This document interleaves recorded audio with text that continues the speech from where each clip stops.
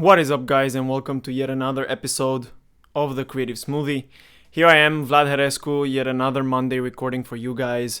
I'm really excited to be doing this podcast and holding this podcast for entrepreneurs, coaches, business owners, freelancers, anybody who's trying to start out their business, anybody who's just looking to make a better life for themselves through self-employment and through self-dependency. I think that my podcast welcomes you and speaks to you the most.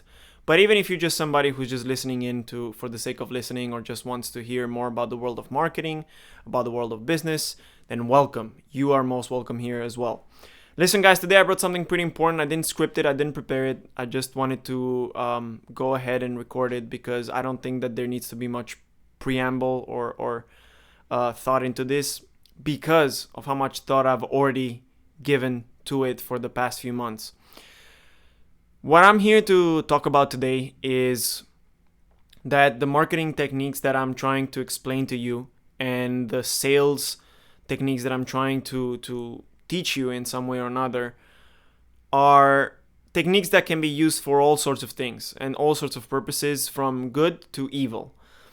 It does not matter what you think about marketing. It just matters if people buy or not. That's what people say. It doesn't matter what people think about the advertising, about the marketing, about the business. It matters if people buy.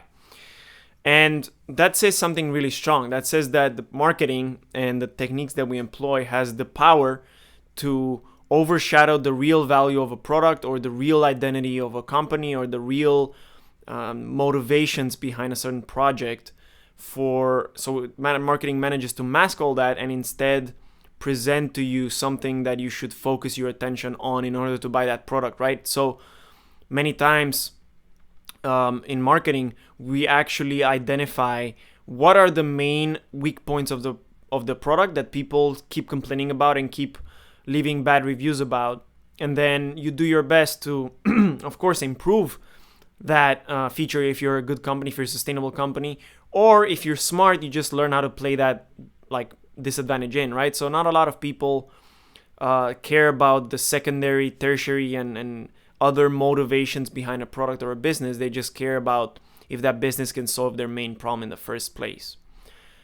And why am I telling you all of this? Because many times behind very noble projects, behind very humane and humanitarian initiatives, there's a lot of darkness and there's a lot of ulterior motives that are being introduced and targeted without you ever knowing. So a great example, and we're accompanied in the studio today by my cat. If you hear anything, that's the cat in the back.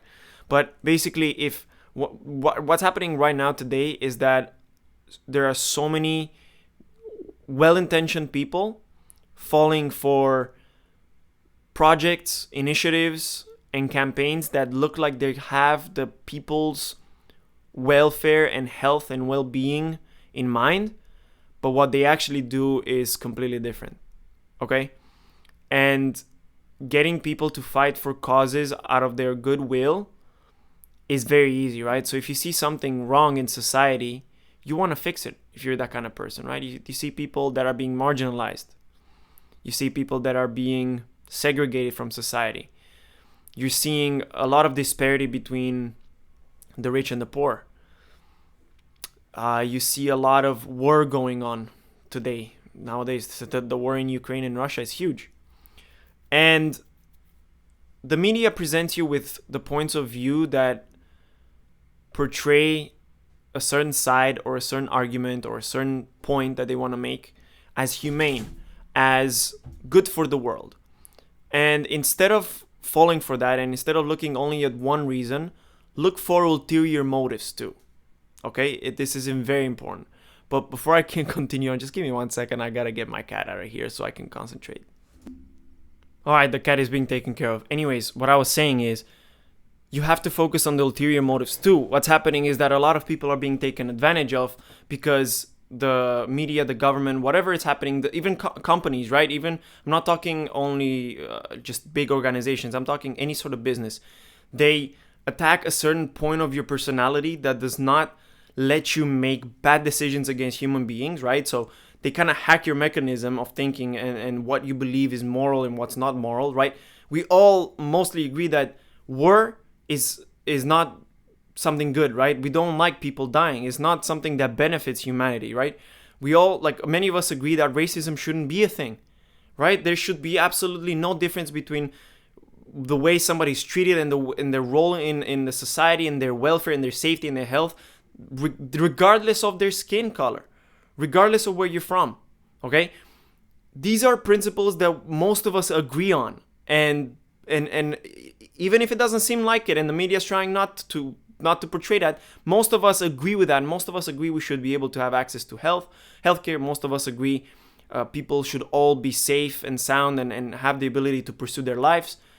The problem is when these mechanisms of thinking are hacked, and you start being asked, don't you think that, helping everybody out is good? Don't you think that protecting everybody else from this virus is a good thing? Don't you think that black people shouldn't be marginalized?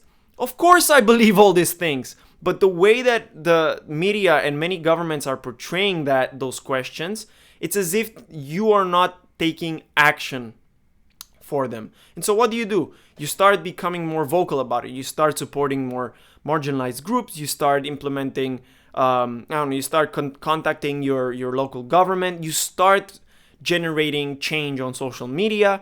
Whatever it is that you do, you're trying to make the world a better place, right? And this is where we are together. And a lot of people I see online, they're truly trying to change the world for something better, okay?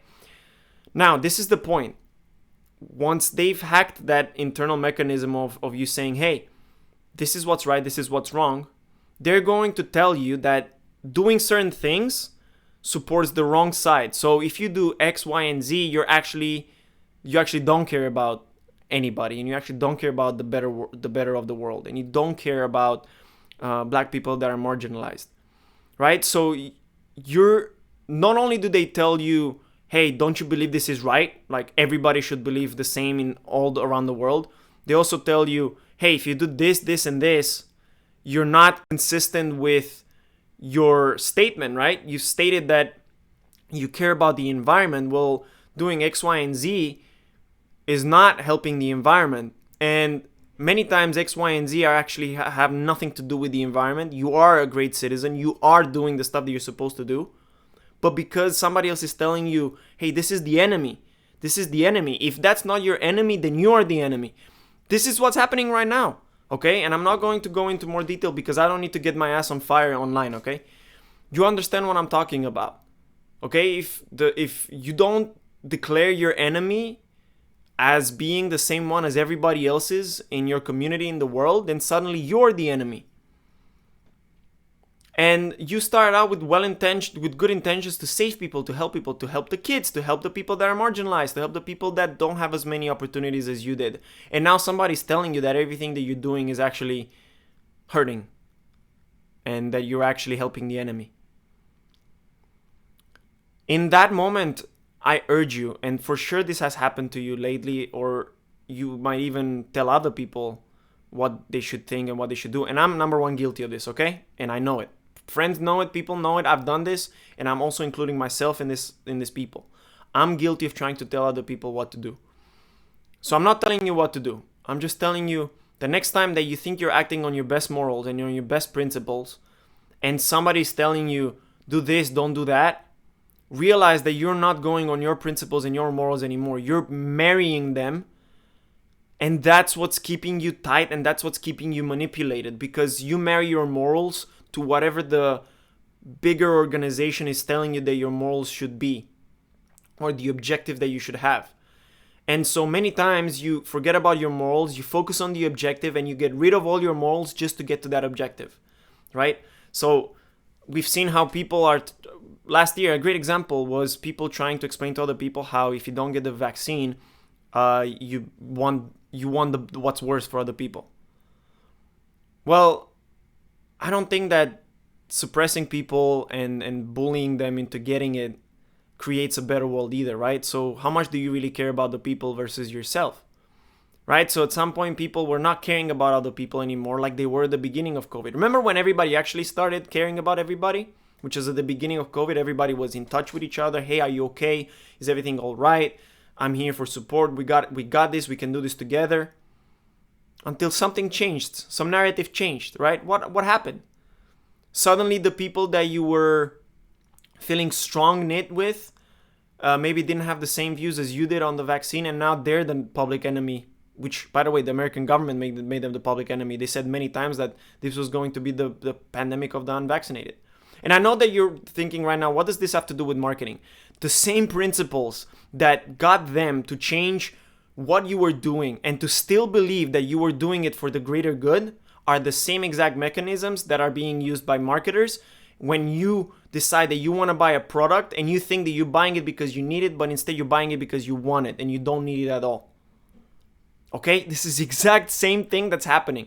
And the reason why I got on here today is not to tell you that I'm smarter. It's actually to tell you that I fall prey to that too. And I am still trying to take care of my own cognitive biases.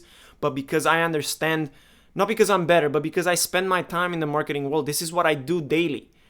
I understand and I try to hack internal mechanisms and hopefully help the people for the better, not hack them and then make definitions of what's right and wrong for them. And that's what's happening right now. Please understand that you are right. You should help people. The welfare of other people is important. The health is important. Nobody is arguing with you on that. We're just arguing on what the definitions of those words mean, right? So again, I'm going to tell you real quick. You have a good intention, a good thought pattern, a good emotional pattern. People that are employed to recognize those patterns, recognize and hack those patterns. Suddenly, when they do that, they can start giving different distinctions and different denominations and different tags to words that meant something different to you before. So suddenly, public health means something else. Safety means something else. Helping each other means something else. And when they hack the meaning of those words and they're in your conversation, they're controlling your language. This is a sales pitch. This is exactly a sales conversation in which you take their words, you reframe them, right? And you show them why they need that certain product. And that's why I decided that I was not going to help people using shady tactics, because taking advantage of the same mechanisms to sell something is no way better than trying to hack this mechanism and influence people to take a certain action within a country or socially, culturally.